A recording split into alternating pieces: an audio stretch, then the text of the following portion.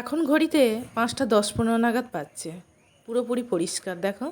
তো ঘুম থেকে উঠে প্রথমেই নাচে ঘাটে জল দিয়ে দিচ্ছি। অন্ধকার থাকতেই তোমাদের দাদাভাই বেরিয়ে পড়েছে। তারপর আমি কিছুক্ষণ শুয়ে থাকি, তারপর উঠে পড়ি। সে মনটাও কেমন হয়, যে মনে হবে যেন এই কিছুক্ষণ পর এত রোদ বেরোবে, আর তো বেরোনোই যাবে না। তো সেই কারণে তাড়াতাড়ি উঠে সংসারে কাজকর্ম করার চেষ্টা করি। আর একটা কী কথা বলো তো, যত তাড়াতাড়ি কাজকর্মগুলো সারা যাবে না, তত তাড়াতাড়ি আমার কাজ কমপ্লিট এদিকেও হয়ে যাবে। কাজকর্ম যদি পড়ে থাকে, সেটা নিজেদের মনের দিক থেকেও ভালো লাগে না, আর সেটা সংসারের দিক থেকেও অমঙ্গল।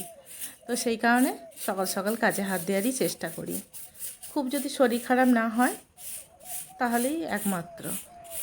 আর দেখো আমার ঝাঁটাটা দেখে তোমরা কেউ হেসো না, কারণ ঝাঁটার অবস্থা খুব খারাপ। তোমাদের দাদাভাইকে বলতে হবে একটা ঝাঁটার জন্য। আসলে অন্য কিছু না, কাঠিগুলো না, পিছনের দিকে কাঠিগুলো সমস্ত খুলে খুলে পড়ে যাচ্ছে। আসলে ওর বাঁধনটা ঠিকঠাক নেই। তো তবে হ্যাঁ, মুড়ো ঝাঁটার একটাই ভালো জিনিস আছে, সেটা হচ্ছে তুমি যত হেঁট হয়ে এবং প্রেশার দিয়ে ঝাঁট দেবে, তত নোংরা পাতি আবর্জনা যা আছে খুব ভালোভাবে পরিষ্কার হয়ে যাবে। কিন্তু লতানো ঝাঁটাতে না, এবার নতুন ঝাঁটা তো প্রথমে লতানোই পাওয়া যাবে, সেটা ঝাঁট দিয়ে দিয়ে মুড়ো হবে। তো লতানো ঝাঁটাতে শুধু ওই ধুলোটুকুই যা যাবে। তো এটাতে ভালোই ঝাঁট দেওয়া হয়, খারাপ কিছুই নয়। তবে হ্যাঁ, একবারেই অবস্থা এর খারাপ হয়ে গেছে।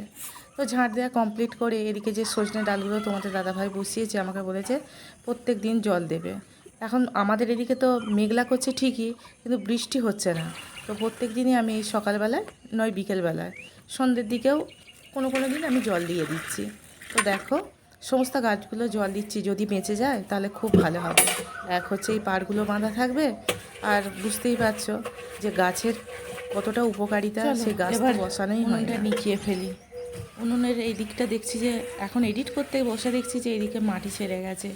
একদিন সময় করে উনুনটাতে ভালো করে মাটি দিতে হবে, তবেই এটা ভালো থাকবে। নাহলে আস্তে আস্তে মাটি খুলে গেলে না, এই উনুনটা বেশি দিন টিকবে না, যে কোনো সময় ভেঙে যেতে পারে।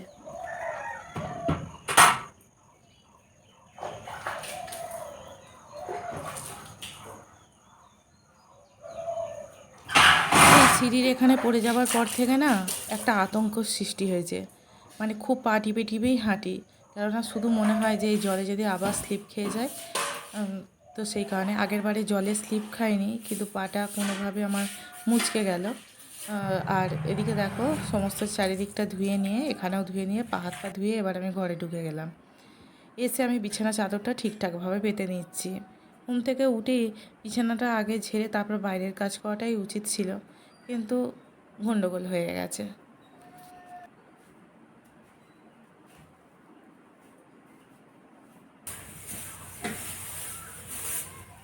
চলো, বাইরের কাজ তো কমপ্লিট করে ঘরে যখন চলে এসেছি, এবার ঘরের কাজেই হাত দিয়ে দিয়েছি। ঘরগুলো এবার ঝাঁট দিয়ে নিই একে একে।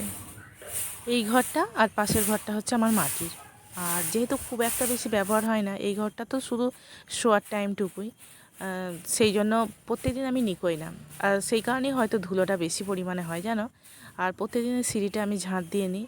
ঘর আমার যেমনই হোক না কেন, চেষ্টা করি সেটা সবসময় পরিষ্কার পরিচ্ছন্ন রাখার। হ্যাঁ, হয়তো আমার ঘর গুছোনো সেরকম নয়, তবু চেষ্টা করি যেটুকু করি। আর দেখতে পাচ্ছ ঘরে কতটা ধুলো, আসলে ওই মাটির ঘর থেকে যেটুকু বেরিয়েছে এই ঘরে আবার ঝাঁট দিয়ে নিয়ে এসেছি, সেই জন্যই এত ধুলো। তো দেখো এখানে গ্যাসটা পুঁছে নিচ্ছি এবং সেলফটাও পুঁছে নিচ্ছি, আর তোমাদের সঙ্গে গল্প করতে করতে আমার ঘরটাও মোছা হয়ে যাচ্ছে।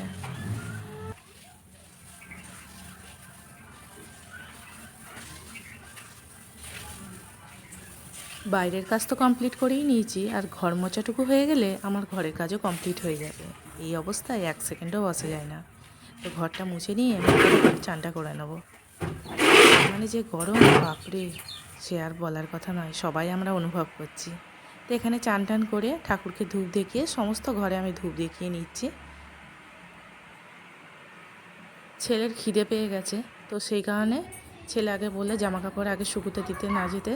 তো এখানে কিছুটা ওকে আলু কেটে দিই, আলু কেটে দিয়ে ওকে, এই যে আমি এখানে জামা কাপড় মেলতে এসেছি। আজকে বিশেষ কিছু জামা কাপড় ছিল না, ওই 2-1টা পরনেরই যা ছিল।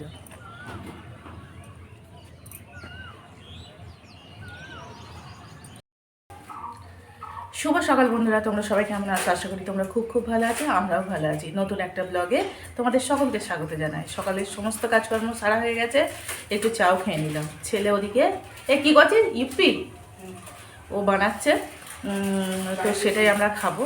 তবে কালকের ভাত এখনও আছে, জানি না কি হবে সেটা। তো যেটা বানাচ্ছে সেটা খেয়ে নিই তারপর। তো ওই করতে গেল, আমাকে বললো জানি না কি পারবো না। তো আমার ছেলে রান্নাবান্নায় কী যে ঝোঁক বন্ধুরা, তোমরা হয়তো ভাববে যে আমিই হয়তো ওকে দিয়ে করায় না।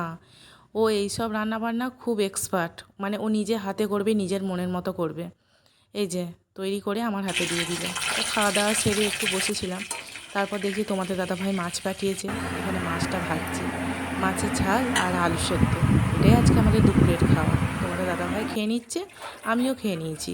তো খাওয়া দাওয়ার সেরে আমি এখানে বাসনগুলো সব মেজে ধুয়ে রাখছি। আর হ্যাঁ, যে ভাতটা ছিল সেটা না পুরো পচে গলে গেছিলো, সেটা আমাকে ফেলতেই হয়েছে।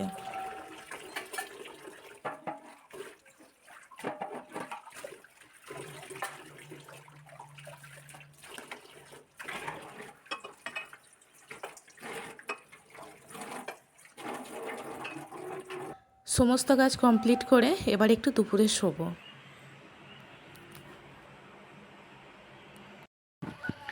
অনেকদিন পর একটু বাইরের দিকে এলাম, খুব ভালো লাগছে। ঘরে একঘেয়েমি একদম আমার ভালো লাগছিল না, তো একটু শুয়েছিলাম দুপুরবেলা, তারপর একটু বেরিয়েছি। তো কিছুক্ষণ এখানে টাইম কাটানোর পর আবার বাড়ি যাব।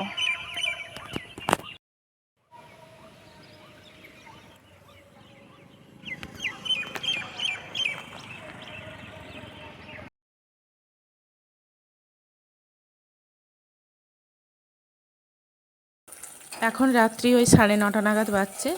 যেটুকু ভাত আছে তোমাদের দাদাভাই এই যে ডিম ভাজা দিয়ে খাবে, আর আমি একটু মুড়ি খাবো, কলা নিয়ে এসেছে।